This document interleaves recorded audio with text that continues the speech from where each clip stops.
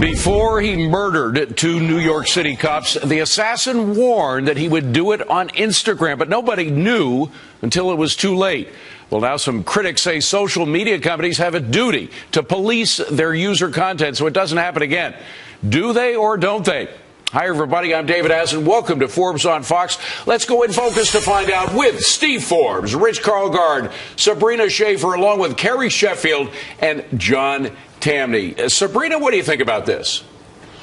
You know, look, this was a horrible, horrible crime on the week of Christmas. I don't think there's anyone who wants to diminish this, but I don't think that going after companies like Instagram or Facebook or Twitter is the right approach. We have to remember that there's a very different world now with social media than with traditional broadcast media, where an editor or a publisher sort of affirmatively, publishes something. These are not the same thing. This is a self-publishing application that somebody can put things on. We have millions of users, and I don't think it makes sense for these companies to have to monitor all of those different statements. On the other hand, Carrie, we're seeing it all over the place. There are a lot of copycats now putting this stuff up on the media.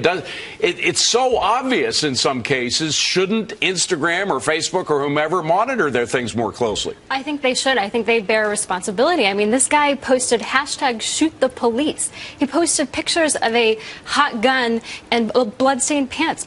He shot his ex-girlfriend before he went to New York. There was some time there that if Instagram had been more vigilant, we could have two police home with their families this holiday. And the shooter himself could have been alive as well. It was clear that he was mentally ill, and Instagram should have been more vigilant. Steve, what is that dividing line between freedom of expression and responsibility to police? Well, the thing is, you don't know, really, between somebody letting off steam and just being ugly and somebody's actually going to carry it out. And to have Instagram responsible for it is preposterous. They can't. This is simply a trial lawyer's delight. When something goes wrong, they can go through and say, you should have tagged this one, and sue the pants off of them. What we should be focusing on is public rhetoric by public officials who sort of semi-condone what eventually happened. And you see that rhetoric going on today in the governor of Missouri, not protecting those stores with the National Guard. That's where the focus should be. People have that responsibility. We will get to that. But before we leave the responsibility of the companies, John Tamny, I want to focus on a guy in Massachusetts, a Chicopee man in Massachusetts who put on his Facebook account, I want to put wings on pigs. He is now apparently going to be brought in before the police with a potential charge of threat to commit a crime. There is a crime on the book for such a threat. Yeah, I think all of this is a really bad idea that would ultimately make us much less safe. As we all know, there's all sorts of uneven people out there who post all sorts of odd things on social media. But if suddenly we're informing on them, we are going to require law enforcement to cover all bases and basically chase a lot of false alarms. And we're going to also live in a society that we don't like, whereby we're informing on people, maybe just because we don't like them. This is a dangerous road to travel on. Yeah, well, and to your point, Rich Karlgaard, there are charges and then countercharges. There's this Brandeis student, a junior at Brandeis, a woman who put up after the murder of the two New York cops, I just really don't have sympathy for the cops that were shot. I hate this racist effing country. And then she took down the website. Somebody else at Brandeis put it back up again, and now she's all upset about that. About the fact. So it just, when you begin to blame people and threaten lawsuits and such, it just leads to a whole mess. Yeah, not to mention the fact, David, that it would be hideously expensive for Instagram or Facebook or any of these companies to come up with the software or to have live people monitors. I mean, China employs millions of people who monitor websites. I don't think we want to go in that direction.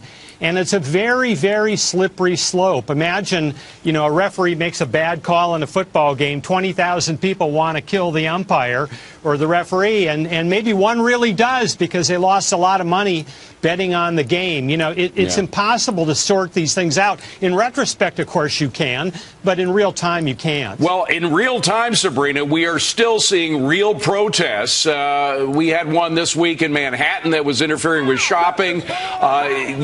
Even though the mayor, who's frankly been very slow to condemn some of the violence and some of this awful, hateful rhetoric, he said that they shouldn't protest. They went ahead and protest anyway.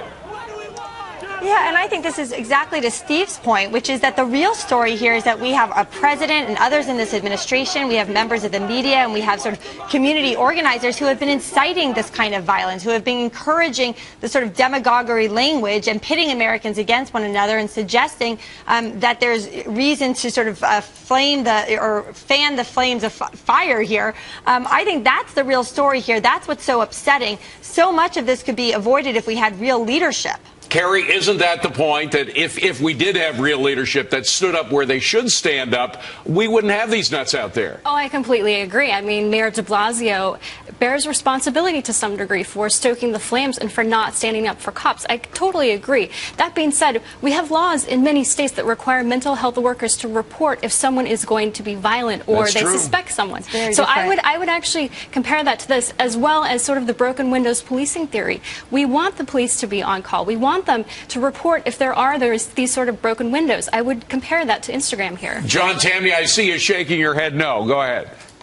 Well, I'm all for de Blasio defending the police, as he should, but I just don't buy the idea that this wouldn't happen without him. I'm sorry, there are just certain people out there who are a bit nuts, and they are going to do this, and you're not going to change that. But the good news is that the vast majority of people are not murderers, and so the idea of us actively policing a lot of funny statements on social media is just a dangerous path for a country like Although, ours. Steve, it doesn't take much to set some of these people off, and I wouldn't be surprised if the shooter that killed the New York cops was in some way motivated to go out there and do what he did by some of the rhetoric that he'd been hearing. Yes, those things can push strange people, nutty people over the edge to do something they only were fantasizing about. That's true.